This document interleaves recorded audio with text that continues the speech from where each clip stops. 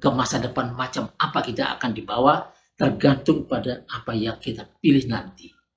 Nah sekarang, masa depan Institut lewat Future Channel akan menawarkan alternatif masa depan yang sudah saya tulis sendiri. Berhenti bicara tentang masa lalu. Saatnya menata masa depan.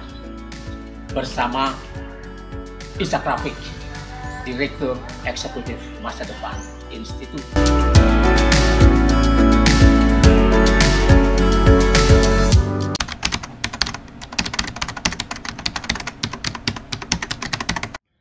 Future Channel adalah sebuah media di mana kita bicara tentang masa depan, terutama masa depan negara dan bangsa ini. Yang momentumnya saat ini sangat tepat, karena kita mendekati 2024 saat kita akan memilih kembali seorang presiden dan wakil-wakil rakyat yang akan membawa negeri ini dengan konsep mereka.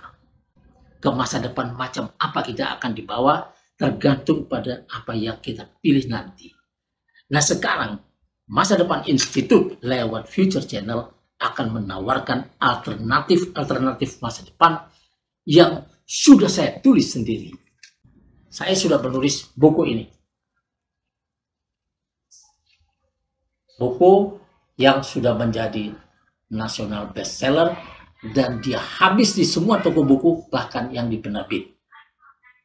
Ini judulnya Roadmap Masa Depan Indonesia, Jalan Pintas Mencegah Revolusi Sosial. Mencegahnya miring. Artinya, bila pemerintah terpilih nanti menjalankan cuma pekerjaan-pekerjaan rutin saja, menghabiskan anggaran, maka akan mengintip sebuah revolusi sosial di situ karena kehidupan yang sangat berat yang diderita oleh rakyat. Rakyat sudah capek diajak berputar-putar tanpa mencapai masa depan yang jelas. Itu.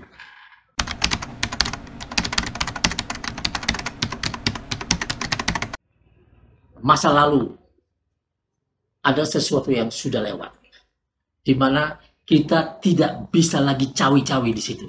Kita tidak bisa merubahnya. Kita menjadi seperti ini akibat masa lalu yang sudah lewat. Masa lalu ini tidak bisa dirubah. Apa yang bisa kita rubah adalah masa depan. Masa lalu cuma boleh dibicarakan kalau dia berguna untuk mengevaluasi agar kalau dia bisa menjadi bahan evaluasi agar yang seperti itu yang membuat kita miskin seperti ini tidak terulang lagi.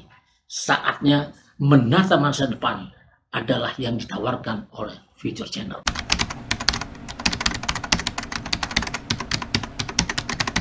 Aku tamat dari Universitas Indonesia tahun 1988. Kuliahnya sudah selesai tahun 87. Tapi ujian di situ, kemudian aku wisuda. Setelah wisuda aku magang di kampus menjadi asistennya Profesor Dr. Art van Soest orang Belanda tahun 89. Kemudian di bulan September tahun itu, tahun 89, aku berangkat ke Belanda untuk melanjutkan studi di Rijksuniversiteit Leiden. Dan aku pada saat itu sampai tahun 92 terjadi sesuatu yang sangat tidak menyenangkan karena hubungan Indonesia-Belanda runyam. Soeharto marah besar kepada PRONG, kepada IGGI, kemudian IGGI bubar. Pada saat itu saya sedang menyusun tesis master saya. Nah karena itu saya pamit pada profesor saya, walaupun itu sudah selesai. Habis saya pamit.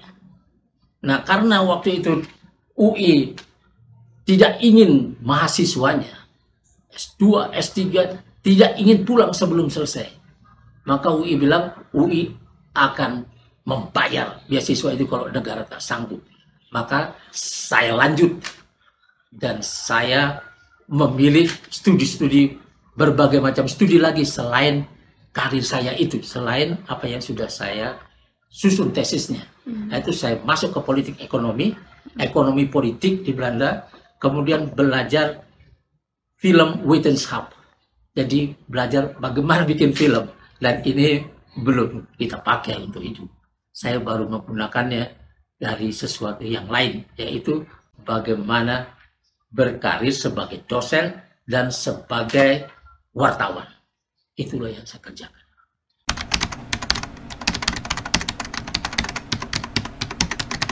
Ketika saya kembali tahun 95,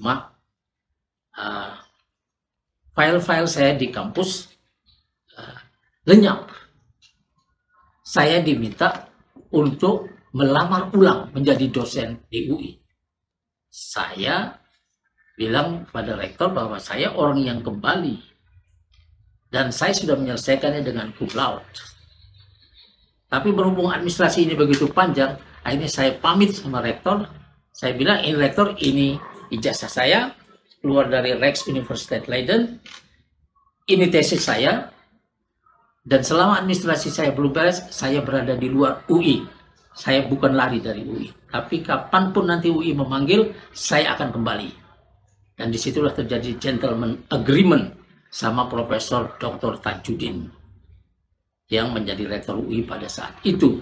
Dia pula yang tanda tangan rangkap 7 ketika saya berangkat ke Leiden. Waktu itu dia Urek 1. Rektornya Suyudi.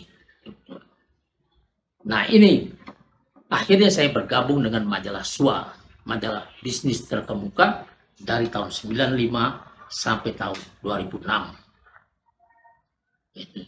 Saya sudah menulis lebih dari 2000 artikel serius tentang politik ekonomi Indonesia. Dan kemudian saya direkrut oleh Forbes New York yang dulu mau bikin Forbes Asia. Saya yang direkrut dan saya bekerja di situ sampai tahun 2007, dari 2006. Kemudian pemilik lisensi Forbes, yaitu James Riyadi dan Karli Apeng,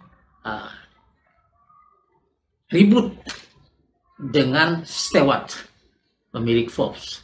Akhirnya dibuangnya lisensi yang sudah dibelinya itu, kemudian James Riyadi membangun Globe Asia, majalah bisnis juga dalam bahasa Inggris, yang kemudian menjadi saingan Forbes, menjadi saingan SWA juga, tapi SWA berbahasa Indonesia. Tapi ketiganya ini adalah majalah-majalah yang menjadi reference di dunia internasional. Dan di negeri kita, majalah SWA adalah referensi untuk bicara tentang ekonomi, bisnis.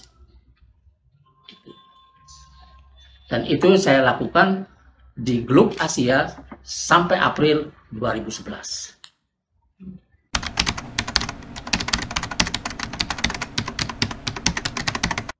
Saya sudah penulis karena saya wartawan. Saya sudah menjadi penulis ketika saya masih SMA, biasa nulis di majalah Hai. Kemudian ketika saya wartawan, karir penulis itu menjadi tambah lancar saja. Kemudian kalau orang kuliah di kampus 4 tahun, dia akan menulis skripsi.